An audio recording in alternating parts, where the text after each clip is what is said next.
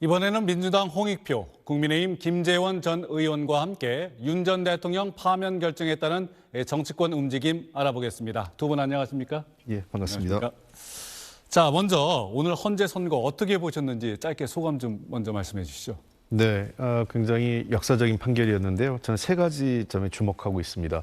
첫 번째는 헌법재판소의 이 최종적인 대통령 탄핵 인용이 헌법과 법률의 기초 원칙에 입각한 판결이었다. 그리고 두 번째는 여러 가지 억측과 논란이 있었지만 헌법재판관들이 정치적 성향이 아니라 법에 따라 원칙 결정을 한 것이다 이렇게 보고요. 마지막으로 이번 판결은 우리 사회의 법치주의와 민주주의에 대한 교과서적인 결정문이었다 이렇게 생각을 합니다. 그런 의미에서 매우 중요한 판결이 잘 이루어졌다고 생각합니다. 네, 김 전 의원께서는 어떻게 보셨습니까? 일단 국민이 직접 선출한 민주적 정당성을 갖춘 대통령을 이 헌법재판소가 너무 쉽게 파면을 하는 이런 관행이 계속되는 것은 상당히 우리나라 민주주의 발전에 앞으로 또 다른 문제를 야기할 수 있다고 생각을 합니다. 저는 그래서 이번에 헌법재판소가 탄핵 심판을 하는 과정에 굉장히 좀 주의 깊게 그리고 조심스럽게 접근을 하고 가능하면 피청구인인 윤석열 대통령 측의 주장도 충분히 들어주고 그런 과정에서 국민들에게 이 탄핵 심판 과정이 전부 다 알려지고 누구든지 납득할 수 있게 그렇게 심판을 하기를 바랬지만 사실 절차적으로 상당한 문제를 이야기하고 또 편파성 시비, 공정성 시비를 불러일으키면서 결국은 판결 선고를 하더라도 국민들이 쉽게 납득하지 못하는 그런 과정을 거치고 말았다고 봅니다. 그러나 그 탄핵 심판은 결국은 최종적으로 선고를 하는 것이고 이른바 단심제이기 때문에 이 판결이 내려진 이상 그에 대해서는 충분히 국민 여러분들께서 받아들여야 하고 또 이 탄핵 심판 결과가 새로운 대한민국의 질서를 만들어가는 하나의 출발점이 될 수 있다. 그런 마음으로 또 앞으로 우리 대한민국이 보다 앞으로 나갈 수 있도록 그렇게 하는 계기가 됐으면 하는 생각이었습니다. 네, 이 조기 대선이 현실화되지 않았습니까? 네. 자, 60일 이내에 대선을 치러야 하는데 먼저 국민의힘 대선 준비 언제부터 또 어떻게 하실 예정이세요? 지금 당장은 워낙 충격에 휩싸여 있기 때문에 대선 이야기를 아직 꺼내지 못하고 있지만 그러나 주말을 거치면서 다음 주 초부터는 선거관리위원회도 구성하고 후보자들의 그 예비후보 등록을 받아서 곧바로 당내 경선을 진행해야 할 상황입니다. 이 대통령 선거가 60일 내에 치러지고 당내 경선은 실질적으로 한 달 미만의 경선 기간을 둘 수가 있습니다. 그러다 보니까 이게 서둘러서 대선 준비에 나서야 되고 당내 경선을 통해서 우리 당에 좀 갈라져 있는 여러 가지 갈등 소지 또는 갈라져 있는 당내의 민심을 한 군데로 모아서 용광로처럼 녹여내는 그런 계기로 만들어야 된다고 봅니다. 아마 다음 주가 되면 일정도 잡히고 또 어떤 후보들이 겨루게 될지 그런 구도도 곧바로 나타나리라고 생각합니다. 네, 민주당은 어떻습니까? 아마 다음 주에 제일 먼저 선관위가 구성이 돼야 될 겁니다. 네. 선관위가 구성되면 선관위에서 후보 등록 일정, 그다음에 지방 순회 경선, 그다음에 현재 당원 당규에 있는 우리 경선 룰이 있는데요. 그 네. 룰이 최종적으로 확정되는 일정들을 제일 먼저 잡을 것 같고요.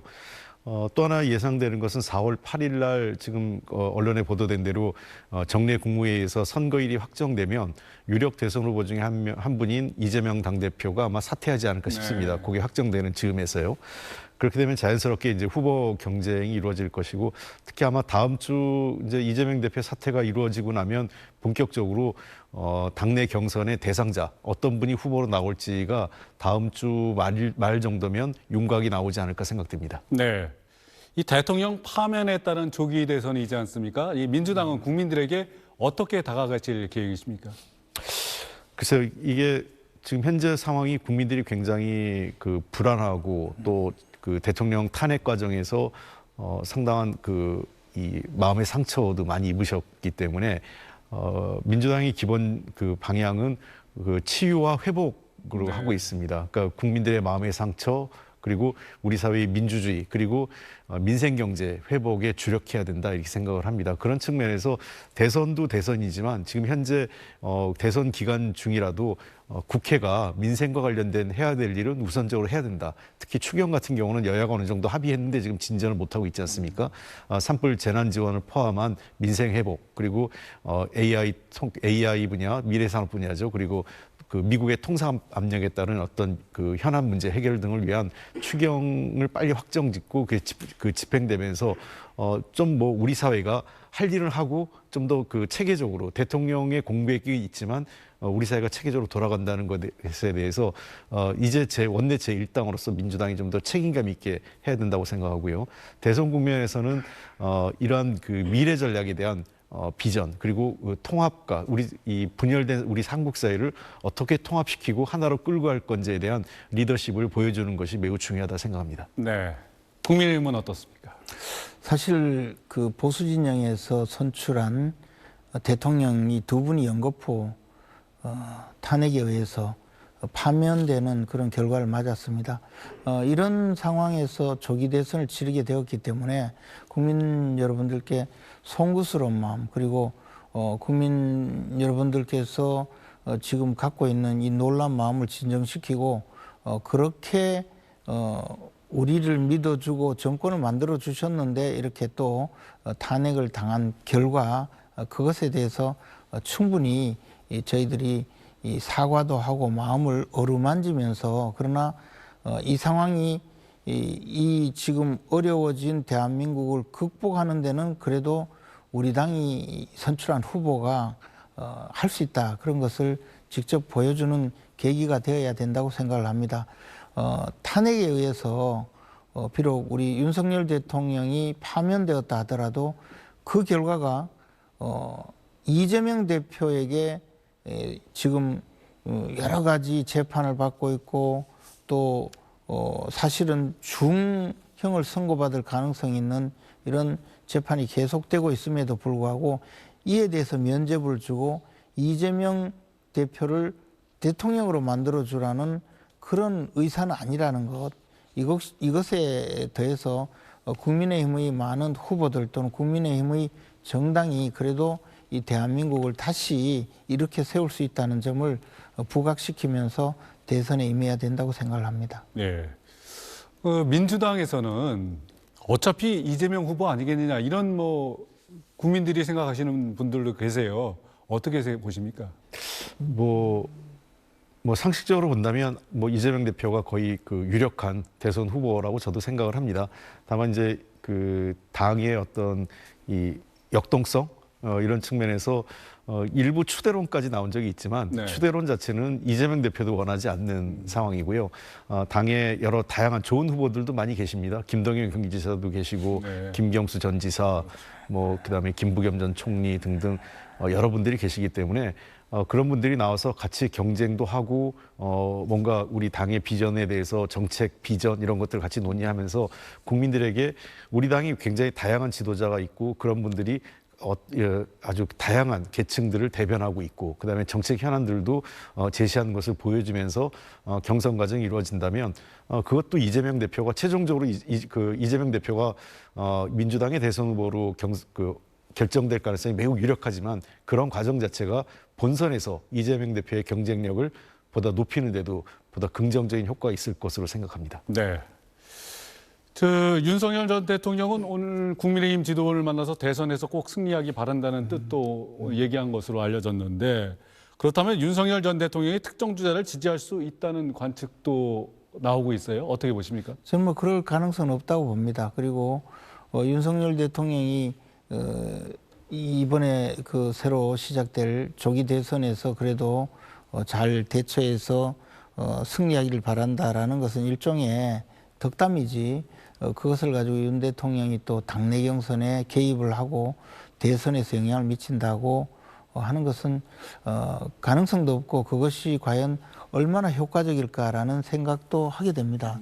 더 나아가서 지금 국민은 흐트러진 대한민국을 다시 재정비하고 새롭게 출발하기를 바라지 윤석열 대통령의 탄핵 사태를 어떻게 해서든 그것을 다시 끌고 가서 이것을 마치 연소국처럼 새로운 국면을 만들기를 바라지는 않습니다. 그래서 윤석열 대통령이 우리 당에 여러 가지 도움을 준 것, 또 우리 당이 윤석열 대통령으로 인해서 국민들로부터 지지를 받은 것, 그것과 더해서 지금 새로이 또 우리가 새로운 인재를 내세워서 국민들로부터 신뢰를 받은 그런 지금 상황에 있는 것이지, 지금 지나간 과거를 되돌려서 어떻게 이 문제를 해결하려는 그런 시도는 하지 않을 거라고 봅니다. 그리고 윤 대통령 스스로도 그렇게 하지는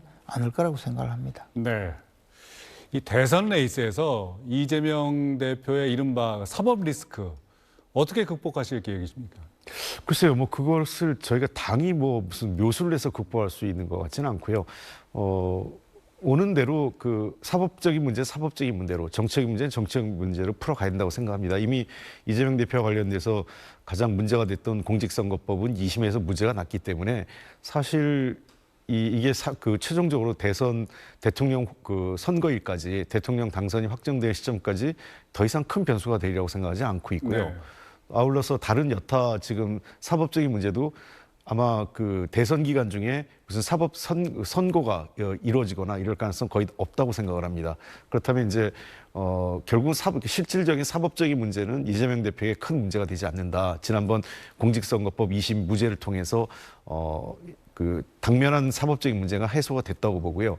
다만 이제 끊임없이 국민의힘이나 이제 다른 이 언론에서 문제제기가 있겠죠. 이러저러한 이제 과거 지난 2022년도 대통령 선거에서도 문제 제기를 했던 그런 부분에 대해서 다시 문제가 될 텐데, 저는 그런 문제에 대해서는 상당 부분 해소된 면도 있고, 일부 검찰에 의해서 과도하게 정치적 수사도 있었다는 것이 그동안 입증돼 왔기 때문에 이번 대통령 선거에서는 이재명 대표의 어떤 사법적인 문제는 크게 변수가 되진 않을 것으로 생각합니다. 네. 자, 국민의힘은 광장의 강성 지지층을 달래면서도 또 중도로 외연을 넓혀야 할 텐데 어떤 전략이 필요할 것으로 보이십니까? 근데 이제 우리 당에서 말하는 중도 확장 이런 개념이 좀 모호하다고 저는 생각을 합니다. 그것이 단순히 여론조사를 할 때 내가 중도층이다라고 답변한 사람들을 찾아다니면서 그분들의 지지를 얻어야 되는 것이 아니고, 우리는 전통적으로 좀 열세 지역이 있습니다. 호남 지역, 또 예를 들어 중도층이라고 해도 지역적으로는 호남, 그리고 사회 계층적으로는 조금 어려운 처지에 있는 분, 그리고 저소득층, 그리고 연령적으로는 좀 젊은 층, 이런 분들이 사실은 우리 당에서 접근하기가 조금 어려웠던 그런 유권자들이거든요.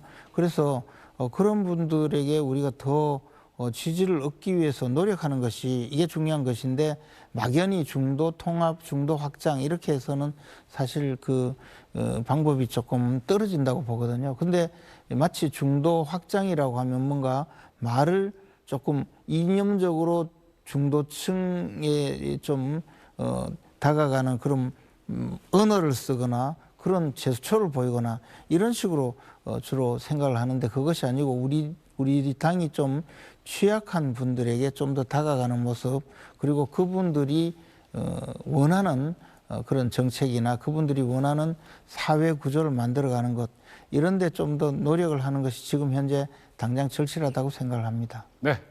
오늘 두 분 말씀 잘 들었습니다. 아무쪼록 두 분도 이제부터는 국민 화합을 위해서 노력해 주시길 바라겠습니다. 감사합니다. 네, 고맙습니다.